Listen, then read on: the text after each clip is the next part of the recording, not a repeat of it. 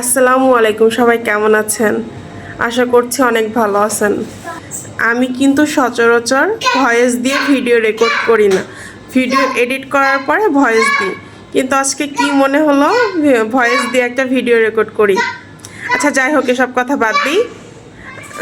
বাবা আসতে মা, আমি আজকে আপনাদের সাথে একটা রেসিপি শেয়ার করব। রেসিপিটা খুবই সাধারণ, কিন্তু এই রেসিপিটার পেছনে অনেক মজার একটা গল্প আছে। এই জন্য আপনাদের সাথে শেয়ার করব। আপনাদের ভাইয়া কিন্তু দুপুরে বাসায় লাঞ্চ করে না, অফিসে লাঞ্চ করে। তো কালকে দুপুরে খাওয়ার সময় তাদের অফিসে একটা রেসিপি রান্না করা হয়। খুবই সাধারণ একটা রেসিপি, সেটা হচ্ছে ছোলার ডাল দিয়ে লাউ রান্না করা। এখন সেই খাবারটা খেয়ে তার এতটাই ভালো লেগেছে, অফিস থেকে আসার সময় লাউ, ছোলার ডাল এগুলো নিয়ে আসে আমাকে বলছে যে এইটা দিয়ে হচ্ছে একটা রেসিপি তৈরি করে দিতে। তো আমি তো পুরাই অবাক, কারণ লাউ আর ছোলার ডাল এতটাই তার ভালো লেগেছে যে সেটা সে আসার সময় নিয়ে আসছে। আমি আপনাদের ভাইয়াকে বলতেছি যে সবার হাতের রান্না তো একরকম না। অফিসে যেটা খেয়েছো সেটা একভাবে রান্না করা হয়েছে, আমি তো সেই রান্নাটা দেখি নাই, কিন্তু সেটার মতো কি মজা হবে? বলতেছে না, তুমি রান্না করো, ওইটার থেকে আরও বেশি ভালো হবে। তো কি আর করার, এখন সেই রান্নাটা করব, তাই ভাবছি আপনাদের সাথেও শেয়ার করব। চলেন আজকের রেসিপিটা আপনাদের সাথেও শেয়ার। আমি আজকে রান্নাটা প্রেশার কুকারে করব। আর যেহেতু আমার ভিডিও স্ট্যান্ডটা কালকে ভেঙে গেছে, সেহেতু আমার ভিডিও করতে একটু ঝামেলা হচ্ছে।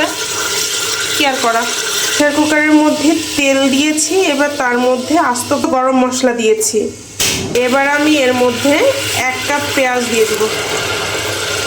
ভিডিও স্ট্যান্ডটা তো ভেঙে গেছে, এই জন্য বারবার নড়ে যাচ্ছে। আচ্ছা ব্যাপার না। পেঁয়াজটা কিছুটা নরম হওয়ার পরে এর মধ্যে আমি কাঁচামরিচ আর রসুন ব্লেন্ড করে রেখেছি, এটা দিয়ে দিব। এখানে আমি কাঁচামরিচ, শুকনা মরিচ দুইটাই ব্যবহার করব। এবার এর মধ্যে আমি পরিমাণ মতো লবণ দিয়েছি, হলুদের গুঁড়া দিয়ে দিলাম, আর মরিচের গুঁড়া, আর দিব জিরা গুঁড়া। আমি কিন্তু সচরাচর প্রেসার কুকারে মাংস ছাড়া তেমন কিছু রান্না করি না। মশলাটা থেকে যখন তেল উপরে ভেসে উঠেছে, এর মধ্যে আমি ভিজিয়ে রেখেছিলাম ছোলার ডাল, প্রায় 5-6 ঘন্টা ভিজিয়ে রেখেছিলাম, এটা দিয়ে দিব। কিছুটা পানি সহকারে ডালগুলা দিয়েছি, কারণ ডালটা আগে ভালো করে কষিয়ে নিব, মানে কিছুটা সিদ্ধ করে নিব, তারপর এর মধ্যে লাউ দিব। ডালটা কিছুক্ষণ কষানোর পরে যখন একটু নরম হয়ে গেছে, এর মধ্যে লাউ কেটে রেখেছিলাম, সেই লাউগুলা দিয়ে দিব। আমি এখানে একটা লাউয়ের অর্ধেক নিয়েছি, পুরো লাউটা নিই নাই, কারণ যদি খেতে ভালো না হয় তাহলে খাবারটা পুরোটা নষ্ট হবে। এই কারণে আসলে এই খাবারটা আমি এর আগে কখনো রান্না করি নাই, তো এই জন্য একটু টেনশন হচ্ছে। আর যেহেতু একজনের হাতের রান্নাটা খেয়ে আপনাদের ভাইয়ার ভালো লেগেছে, এই কারণে টেনশনটা আরও বেশি হচ্ছে। এখন আমি এইটাকে আরও কিছুক্ষণ কষিয়ে নিব। আমার কিন্তু লাউটা প্রায় কষানো হয়ে গেছে, কিন্তু আমার মনে হচ্ছে একটু লবণ লাগবে আর একটু মরিচের গুঁড়া লাগবে।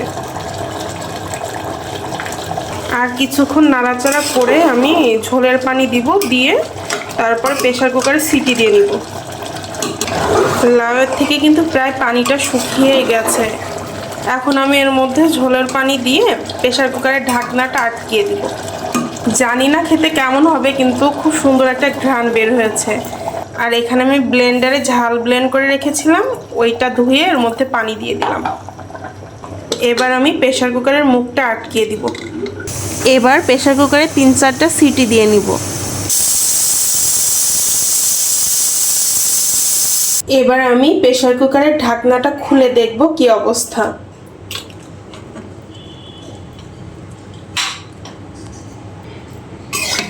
মাশাআল্লাহ, কালারটা অনেক সুন্দর এসেছে। আর দেখি ডালগুলা সিদ্ধ হয়েছে কিনা।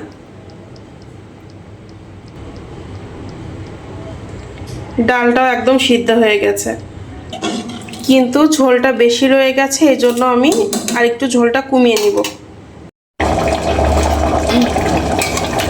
আমার রান্নাটা অলমোস্ট কমপ্লিট। আমি একটু ঝোল ঝোল রাখবো, কারণ এটা ঠান্ডা হওয়ার পরে অনেকটা ঝোল টেনে নিবে। একটু ঝোল ঝোল না রাখলে ভালো লাগবে না খেতে। আচ্ছা, এইটা আমি একটা সার্ভিং বলে ঢেলে আপনাদেরকে দেখাচ্ছি কেমন হয়েছে, ঠিক আছে? না হলে এভাবে দেখে আপনারা বুঝতে পারবেন না। এই তো আমাদের ছোলার ডাল দিয়ে লাউ রান্না করা হয়ে গেছে। কালারটা মাশাআল্লাহ অনেক সুন্দর এসেছে। এখন শুধু অপেক্ষার পালা আপনাদের ভাইয়ের কাছে কেমন লাগে। সবার হাতের রান্না তো একরকম হয় না, তারপরেও আমি চেষ্টা করেছি যে আপনাদের ভাইয়ের জন্য ভালো লাগে। দেখি সে অফিস থেকে এসে খেয়ে কি বলে। আজকের ভিডিওটা এ পর্যন্ত। আপনারা সবাই ভালো থাকবেন। আল্লাহ হাফেজ।